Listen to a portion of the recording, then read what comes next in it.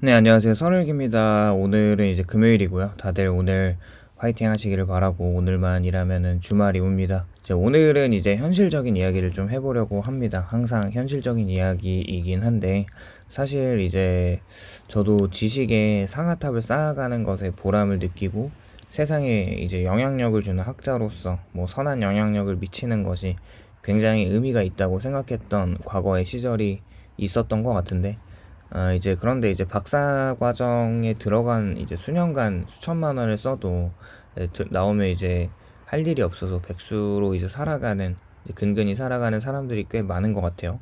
그렇게 어쩌면 저도 이제 현실을 빨리 깨닫고 박사학위를 따도 현실에 대한 어떤 차가움에 대해서 주변에서 듣고 이건 진짜 아무나 하는 게 아니구나라는 생각으로 꿈을 접었던 기억이 있었는데 일단 박사라고 하면은 오랫동안 학문적인 성취나 직업적 전문성의 상징으로 많은 국내 대학생들이 미국이나 유럽으로 해외로 유학을 하러 가서 또 박사까지 하고 어찌어찌 마치고 잘 되는 케이스들도 있지만 대부분은 잘 된다기보다는 그 빛에 가려져 있는 사람들도 많다는 점을 생각을 안 해볼 수가 없는 것 같습니다. 그렇게 최근에는 한국 사회에서 물론 한국뿐만 아니라 전 세계의 박사과정을 밟는 이들이 수년간 시간과 비용을 투자했음에도 불구하고 졸업 후에 기대했던 만큼의 직업 안정성이나 소득 증가를 얻지 못하는 경우가 적지 않죠. 이렇게 이제 박사의 PhD라는 배지가 더 이상 경제적인 보장을 자동으로 의미하지 않고 모두가 다 그 부분에 동의를 하실 거라고 생각합니다.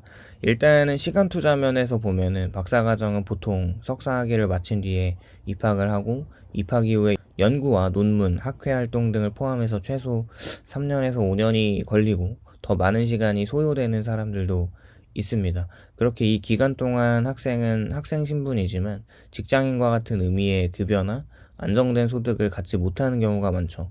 또한 학업위의 연구활동과 발표와 학회, 출장 등이 요구되면서 기회비용이 발생합니다.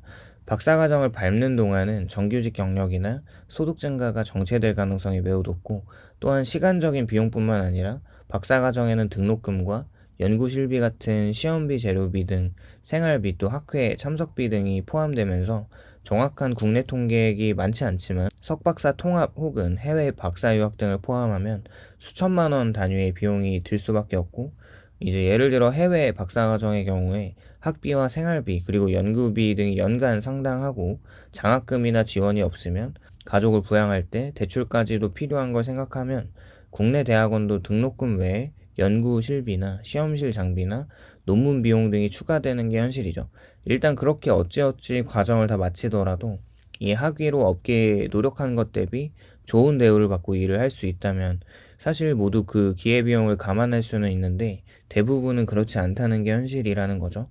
그렇게 박사과정 중에 일반 직장인이 벌 수 있었을 소득을 포기하는 것도 큰 비용인데 만약에 연봉 4천만 원 직장을 박사과정을 위해 미뤘다면 3년간 누락된 소득만으로도 1억 2천만 원이 넘는 것이 엄청난 기회비용을 날리는 것이라고 생각을 하고요. 또한 사회 진입이 늦어지면 경력 누적이 또 늦춰지고 이게 결국 중장기 소득 궤적에 영향을 주기도 하는데 왜 박사 학위라는 엄청난 무기가 제공하는 안정 직업의 공식이 흔들리는가를 생각을 해보면 일단 노동시장의 변화를 생각해 볼 수 있어요.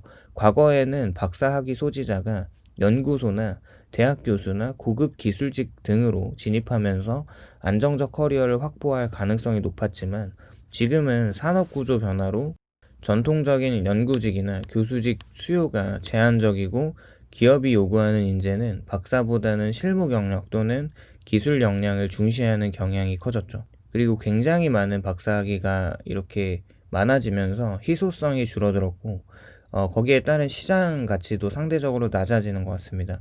이제 PhD 학위의 과잉 공급은 대학 교원이나 연구직의 정원 증가 속도가 박사 졸업자의 증가 속도를 따라가지 못하고 있는데 이로 인해서 박사학위가 진입 허가증이 아니라 기본 요건 중에 하나로 전락하는 경우가 많고 따라서 박사학위를 가지고 있어도 원하는 직책에 들어가지 못하거나 비정규직 연구원으로 진입하는 경우가 굉장히 많습니다. 그렇게 박사과정이 요구하는 것은 논문과 발표나 학회 발표나 연구 성과 등이라고 하면 산업 현장에서는 논문보다는 실용성이 중요하고 프로젝트 경험이 또 중요하고 비즈니스 마인드가 더 중요해지는 경우로 이제 학계 중심의 연구를 많이 하신 연구자형 박사가 산업 현장형 인재로 전환되지 못하면서 이런 미스매치가 생기는 것 같습니다. 일단은 고용시장에서 안정된 정규직 일자리를 확보하기 어려워짐에 따라서 비정규직 이제 프리랜서 형태의 일자리 비중이 증가하는데 박사 학위가 있더라도 이러한 고용 환경에서는 박사니까 안정직을 제공해야 한다는 조건이 성립하기가 어렵고, 또한 연구비 삭감과 학술 지원 예산이 축소되면 그 영향도 무시할 수 없는 것이 현실입니다. 박사과정을 마친 학생들이 그 학위가 있으면 연구소에 진입하거나 대기업 R&D 직종이나 혹은 학계 진출이 가능하겠다라는 생각을 하지만, 현실은 원하는 연구직이 포화 상태라면 또 빠른 취업이 안 되거나 대기업 R&D직은 실무 경험이 더 중요하죠. 그렇게 특정 기술을 더 우선시하고, 학계에 진출하려면 이제 대학 교수 임용 경쟁이 지나치게 치열하고, 이제 비정규직과 이제 강의 전담 혹은 계약직 형태로 무조건 시작을 해야 한다고 합니다. 결과적으로는 졸업 후에는 정규직 제한이 없거나 자리가 생겨도 연봉이 기대보다 낮아지고, 혹은 박사라서 기대는 했는데 경력이 부족하다는 평가를 받죠. 그렇게 이런 상황 속에서 대부분의 사람들은 졸업을 하고 6개월 넘게 취업하지 못하고 재취업을 준비하거나 낮은 연봉의 계약직 연구원으로 진입을 하거나, 그것도 쉽지 않아서 전공과 무관한 일자리로 전환하는데 그게 진짜 최악이죠. 그마저도 일자리가 없다면 아르바이트나 프리랜서 형식의 일자리로 생계를 유지하는 사람들도 많습니다. 그렇게 박사학위 투자 대비 소득과 커리어 회수율이 매우 낮고, 시간과 기회비용, 등록금 등 모든 투자 대비 반환이 미흡하다는 것이 현실이죠. 사실 젊은 나이에 시간이 흐르면 자산을 모을 기회도 줄어드는데, 정규직으로 들어간 경력을 쌓고 저축과 투자를 시작할 시점을 박사과정 진학으로 미뤘다면 그만큼 자산 형성의 시작이 늦어지는 거고, 은퇴 전까지의 기간도 짧아집니다. 이로 인해서 중년 이후에 노년기의 경제적 안정성이 낮아질 수밖에 없고, 일단 박사과정을 거치면서 심리적인 작용을 또 생각해 볼 수밖에 없는데, 계속 초조할 수밖에 없는 것이, 원래 인간은 비교의 동물이라서 자기보다 못한 사람들도 물론 비교를 하지만 자기보다 월등한 사람들에 대한 이상향을 추구하기에 주변 친구들은 첫 직장을 잡고 연봉을 올리면서 경험을 쌓는 걸 계속 보면, 반면 자신은 박사과정 학생이 학업, 연구, 발표 등에 매달리느라 사회 진입이 늦어진다는 불안감에 휩싸이고, 이로 인해 상대적인 박탈감과 사회적 고립감과 미래에 대한 불안이 커질 수밖에 없죠. 일단 저를 포함한 지금의 청년 30대 세대들은 공감하실 건데, 이미 높은 주거비나 높은 부채 비율이나 취업난 등의 이중고에 쌓여 있어서 이런 상황에서 박사과정이라는 선택은 오히려 리스크가 더 큰 길이 되기도 합니다. 결론적으로 학위는 보증서가 아니라는 말을 하고 싶고, 박사과정은 분명 의미 있고 가치 있는 경험일 수 있지만, 지금 한국 시장의 노동시장과 교육시장과 경제 구조 속에서는 무조건적으로 안전 투자가 아니라고 생각을 하게 됩니다.